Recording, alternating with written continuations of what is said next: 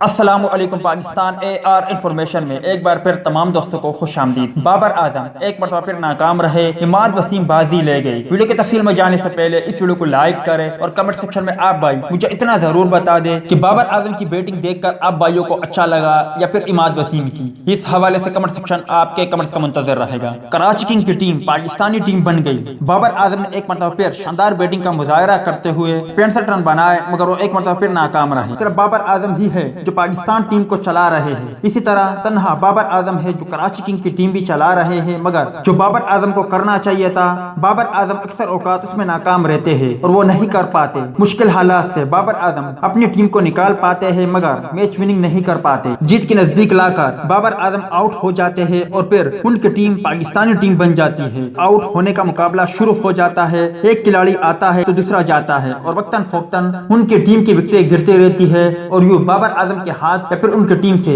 Match نکل جاتا ہے۔ ایسے ہی کراچی کنگ کے ساتھ بھی ہوا جب بابر اعظم نے 65 رن بنائے اور ایسا لگ رہا تھا کہ کراچی کنگ بآسانی جیت جائے گا، مگر پھر ایک وقت کے لیے ایسا لگا کہ کراچی کنگ یہ میچ ہار جائے گا، مگر عماد وسیم نے عمدہ اور کپتانی کا مظاہرہ کرتے ہوئے میچ برابر کیا۔ بعد ازاں سپر اوور میں کراچی کنگ نے شاندار کامیابی حاصل کر کے پہلی مرتبہ PSL ہسٹری میں فائنل کے لیے کوالیفائی کر لیا۔ امید ہے دوستوں کہ آج کی ویڈیو بھی آپ کو پسند آئی ہوگی۔ ملتے ہیں کسی نیکسٹ ویڈیو میں، تب تک کے لیے اجازت دیجیے، اللہ حافظ۔